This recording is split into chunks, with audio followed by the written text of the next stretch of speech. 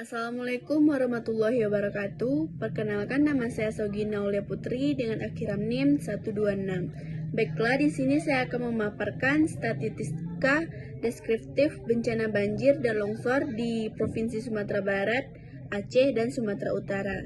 Adapun yang pertama adalah kabupaten dan kota terdampak per provinsi. Yang pertama ada Provinsi Aceh. Kabupaten yang terdampak ada Aceh Tamiang, Aceh Utara, Padi Jaya, Aceh Tengah, Gayo, Aceh Singkil, Biroen, Nagan Raya, dan Bener Meriah. Yang kedua ada Provinsi Sumatera Barat. Kabupaten atau kota yang terdampak adalah Agam, Padang Pariaman, Padang, Padang Panjang, dan Solok. Yang ketiga ada Sumatera Utara. Kabupaten yang terdampak adalah Tapanuli Tengah, Tapanuli Selatan, Sibolga, Langkat, Deli Serdang, Medan, Tapanuli, Humbang Hasudutan. Adapun keterangannya adalah tabel ini menunjukkan kabupaten atau kota yang terdampak musibah banjir dan longsor. Wilayah-wilayah tersebut dilaporkan mengalami korban, rumah rusak, dan infrastruktur terganggu berdasarkan laporan resmi BNPB dan situasi. Tabel yang kedua ada kecamatan terdampak per kabupaten. Di Kecamatan Nanggalo, dampaknya rumah hanyut dan rusak berat.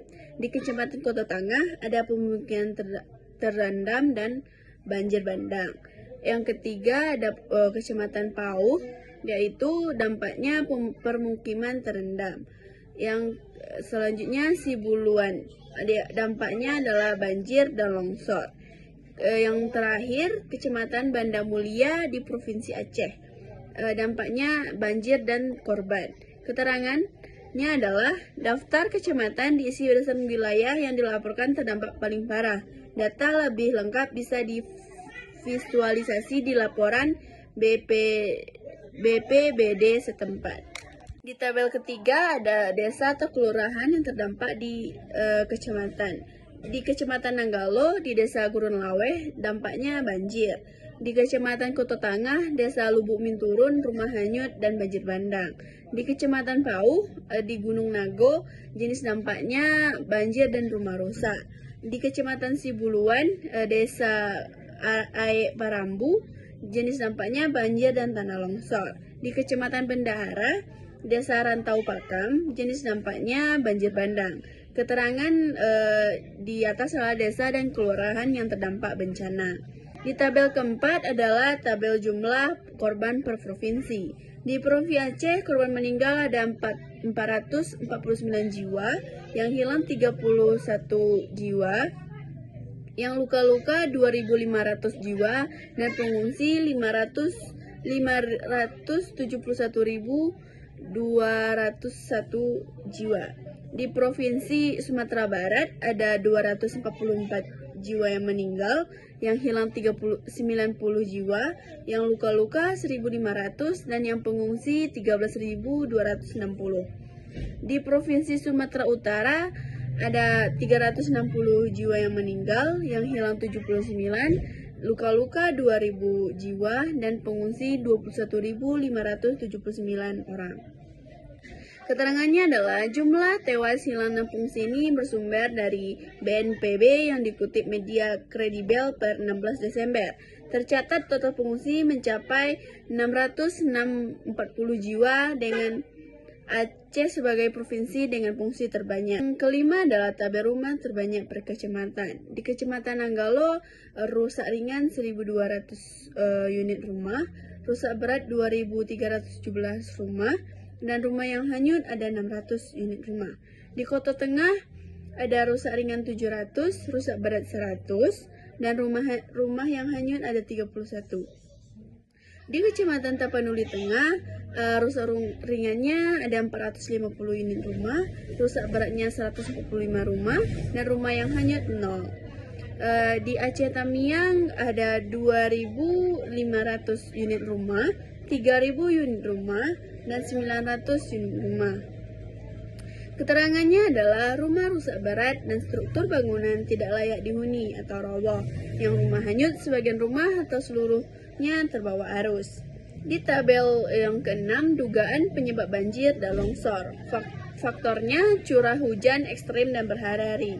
Keterangan akibat cuaca ekstrem dan monsun dan siklon tropis.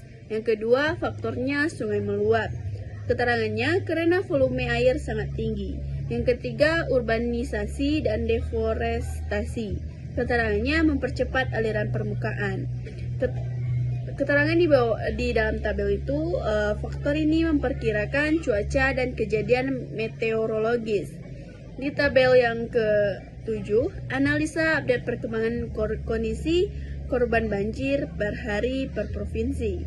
Di tanggal 30 November di Provinsi Aceh, 96 jiwa yang meninggal, 75 yang hilang, yang luka-luka 850 jiwa, dan pengungsi 320.000 jiwa.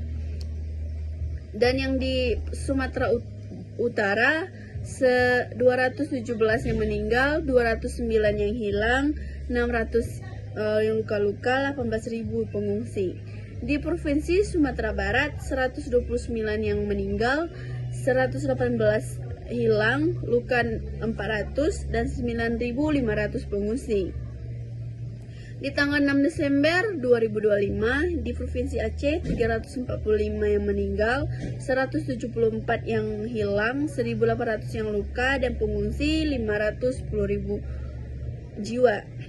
Di Sumatera Utara 312 yang meninggal, 133 yang hilang, 1.200 luka dan 20.400 pengungsi.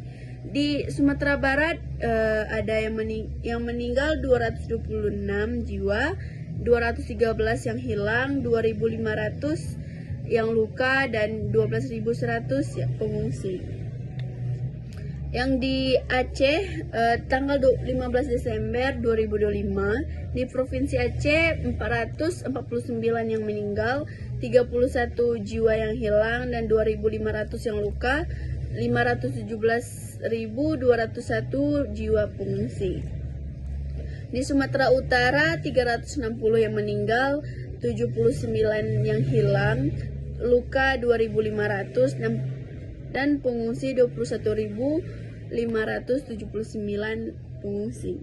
Di Sumatera Barat 244 jiwa yang meninggal, yang hilang 90 dan yang luka 1.500 dan yang pengungsi 13.260 pengungsi. Analisanya adalah secara keseluruhan data menunjukkan bahwa jumlah korban meninggal dan luka terus meningkat dari akhir November hingga pertengahan Desember. Dan jumlah korban hilang cenderung menurun pada akhir periode akibat proses evakuasi dan identifikasi korban. Yang ketiga, Provinsi Aceh menjadi wilayah dengan dampak paling parah ditinjau dari jumlah korban dan pengungsi. Dan yang terakhir, data ini mencerminkan karakteristik bencana hidrometeorologi berskala besar dengan dampak berkepanjangan. Analisa ini memperkuat pentingnya upaya mitigasi bencana, sistem peringatan dini, dan penataan wilayah untuk mengurangi risiko bencana serupa di masa mendatang. Adapun analisa yang terakhir adalah analisa keadaan terkini korban dan daerah terdampak per provinsi. Yang pertama ada Provinsi Aceh, merupakan provinsi dengan kondisi paling kritis, ditinjau dari akses wilayah, jumlah pengungsi, dan ketersediaan kebutuhan dasar. Yang kedua, Provinsi Sumatera Utara, berada pada tahap transisi dari tanggap darurat menuju